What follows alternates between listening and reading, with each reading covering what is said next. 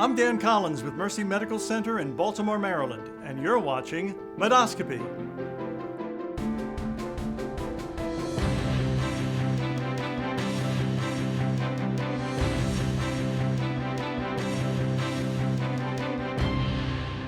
Thanks for joining us for today's procedure. Our guests are Dr. Mary Phillip of the Tiana O'Brien Center for Women's Imaging and Nicole Abrams, a certified women's health nurse practitioner with the Hofberger Breast Center at Mercy. We begin part one of our program with Dr. Phillip. How are you? Good. How are you? Thanks for being us on set today, joining us here today. I'd like to start off always kind of with the same question, getting to know the doctors, so forth, a little bit better. Where are you from originally? I'm originally from the D.C. area, so a suburb of Montgomery County in Potomac. Grew up there, but did all my school, college, and medical school and residency in Philadelphia. Fan of the Nats? I am, and the Redskins. I can't say Commanders. Oh, no. Goes that far back, your fandom for them? Yes.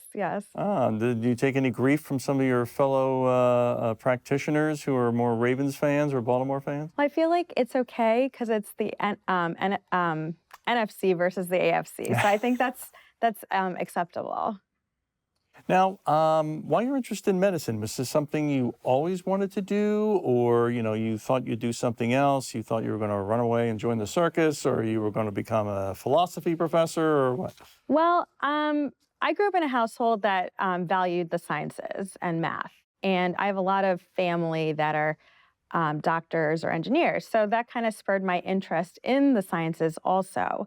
So I wanted to further my knowledge in chemistry, biology, physics, and math. And when I went to college, as a challenge to myself, I decided to major in mathematics, actually, with the goal being going into applied math and doing public policy, public health. When I graduated college, I actually interned for a congressman in Capitol Hill. And my focus was actually on public health and policy.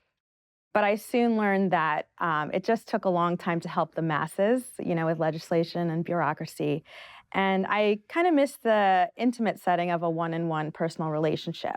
So actually, one would argue medicine was my second choice in going into, because I originally had a different thought process. But I'm glad I stuck to it and did what I do. And what do you like most about it? I like the direct patient care. I like, because radiology in and of itself, a lot of times you're just reading images and going on to the next case. But actually with breast imaging, it's great in the sense that you actually see patients, you do procedures, you read studies as well. So it's a nice gamut. So it helps make the day go faster, but I feel like I'm having a direct impact on people. Well, you mentioned the work that you're doing, obviously, in imaging, and there just seems to be more and more stories now about the various different modalities of breast scans. We have digital mammography, 3D mammography, breast ultrasound, breast MRI. How are patients supposed to know what's really their best option? Sure. So 3D mammography, to be fair, is actually essentially the gold standard now in most institutions. As far as if you need supplemental, that's really based on a case-by-case basis. And if you have a greater than 20% risk of developing cancer in your lifetime, you would do supplemental breast MRIs as well. As far as ultrasound is a great modality too, because it helps further characterize abnormalities that were read on the mammogram, like a distortion or masses, to further characterize it and to see whether biopsy is necessary or not. Now, given the nature of your work, you may sometimes find yourself in a position of having to give a patient some difficult news. How do you prepare for that? Well, what do you say? Sure. So what was great with where I went to medical school, they actually had, test patients, actors, and we would practice giving, physical exams, and not to mention how to deliver difficult news. So I've had practice in it for some time, and as a resident, as a fellow, I've perfected how to, deliver that. But I would argue what I find that patients appreciate, at least from the feedback that I've received, is that when I do a diagnostic examination, and that by definition means a patient came with a symptom or a clinician felt something or something along those lines, I have to give the results to them. And if I truly think that the imaging warrants a biopsy and it does have the characteristics, and unfortunately, of cancer, I actually preemptively tell them that. And I think that helps with decreasing the shock value. So when they actually go ahead and do the biopsy, they actually are not surprised. And a lot of patients actually have already called up the breast center to already schedule that consultation and are already putting forth the steps to manage their care. For 30, 40 years ago, there was the mindset that if a woman got diagnosed with breast cancer, that was a death sentence. Sure. Not that way anymore. No. You know, we see more and more stories about cancer becoming almost just a chronic illness rather than that Sure. horrible death sentence. Do you think that's played a role in helping patients, as you described, being more proactive about finding out what their situation is and what they can do about it? Yes, Dan. So actually, in my dialogue with the patient, I actually say, this is just a little blip in the road. You can't necessarily prevent breast cancer, but you can definitely catch it early. And I tell them that they've done all the right steps. They recognized they had a problem. They came in. That's half the battle, if not 3/4. Came in to do the biopsy and are willing to go forth with treatment.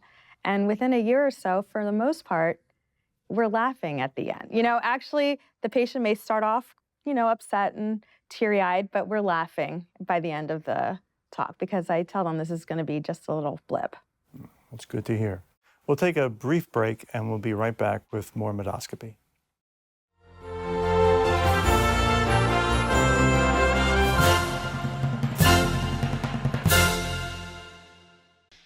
Over the years, we've profiled many women diagnosed with breast cancer. Back in 2016, we met Terry Lyon. It's an emotional roller coaster. Terry discussed treatment options with her family and physicians. It's a diagnosis that can be overwhelming. Mercy Medical Center Dr. Jennifer Joe says there can be a lot of information to take in. You sort of just have to take a step back, take a deep breath, and listen to what your provider, your doctor, has to say in terms of getting your treatment done. You can expect to work with a team of doctors. Treatment typically involves more than one procedure. You could undergo a combination of therapy, including surgery, chemotherapy, hormonal therapy, and radiation, or just one. Treatment depends upon the stage and type of cancer, overall health, and personal preference. Terry Lyon chose a double mastectomy. My sister had breast cancer when she was younger, in her 40s, and my mother's mother passed away from breast cancer as well. We were just trying to look at all the facts and make a conscious decision. Doctors at Mercy also do molecular testing of cancer cells. The reason being is because we have identified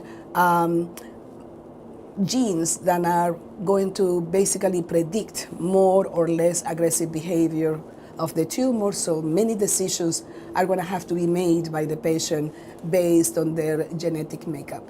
85% of patients survive breast cancer. Early detection is key. Doctors say every woman 40 years of age or older should get a mammogram once a year. As for Terry Lyon, 4 years after her diagnosis, she's doing fine.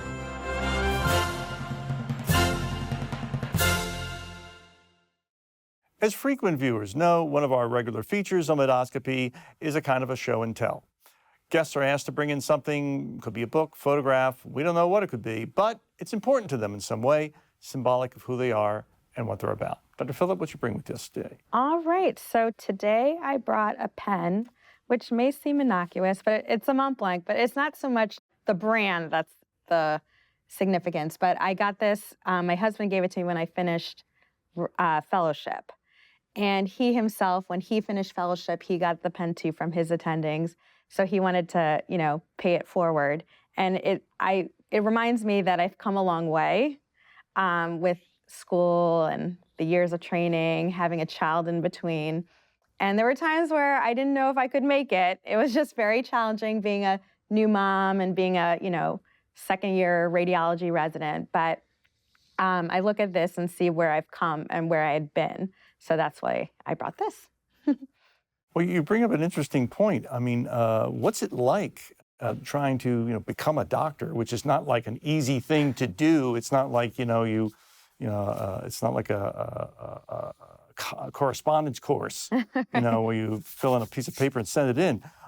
It's a long, drawn-out affair that requires an incredible amount of work. Yet in between that, you're trying to have a child and have a child. I mean, how do you make that work?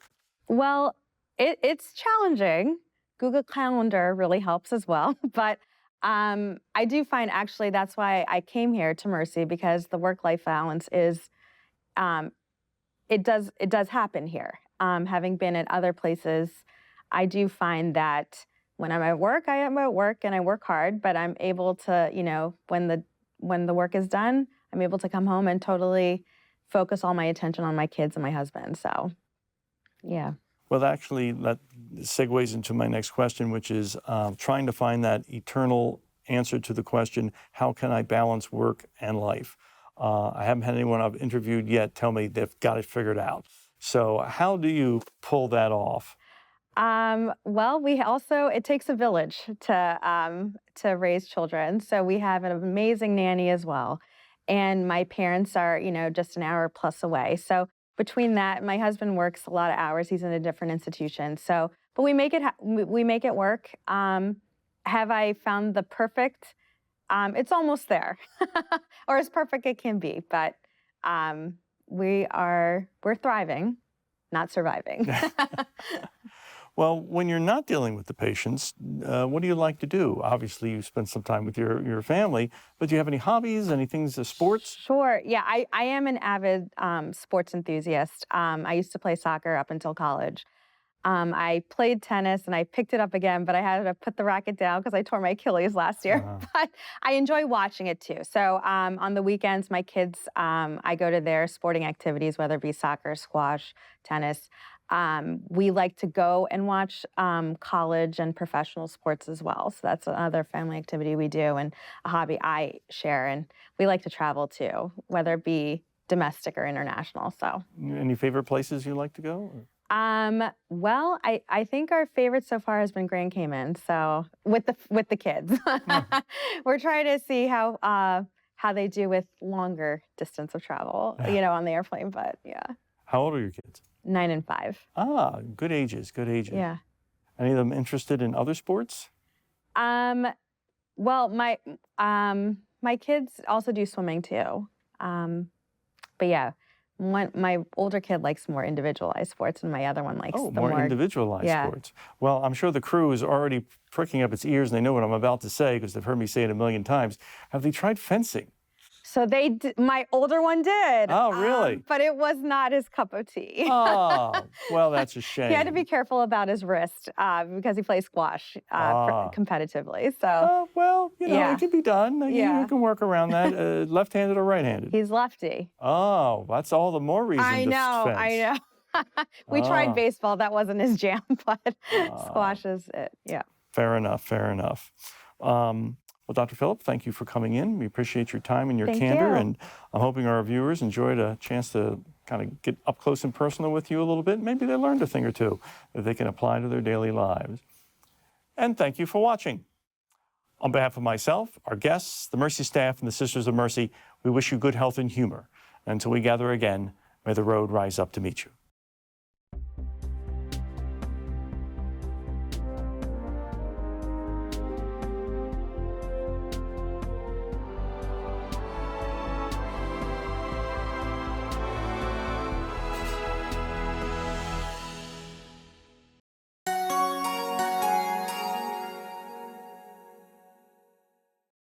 So you made it through the credits. For Wait Doctor, I forgot to ask. This is where we briefly discuss the question each physician wishes their patients would ask but don't, or the most unusual hand on the doorknob question posed by a patient at the end of their visit.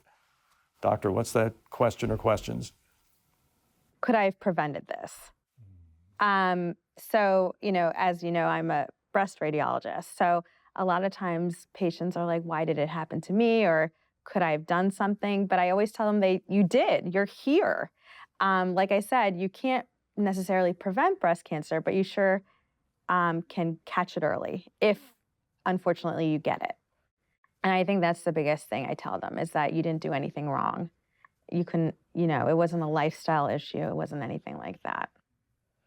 Well, that's a good message to pass along. People do, I'm sure you've noticed with patients, people always want to kind of blame themselves. Sure. Like, I didn't eat the right things, Yeah. I didn't do this, or I didn't do that. And I would think it's bad enough to have the stress of having to deal with the illness without, sort of laying on more Exactly. with some kind of self-guilt about it. Right. So it's good that you're able to help them relieve that. Does it really make a difference? Have you seen patients say, you're right, I shouldn't be acting this way? I think it clicks more. And they're like, okay, thank goodness. it wasn't me. It's just my biology, my genetics. I can't prevent genetics, right? Like if you have a strong family history, there's only so much, the only thing you can do is just get screened more, right? But I think there is some feeling, like you said, that because it's not something they can necessarily prevent by a lifestyle or dietary modifications, it does appease them a bit.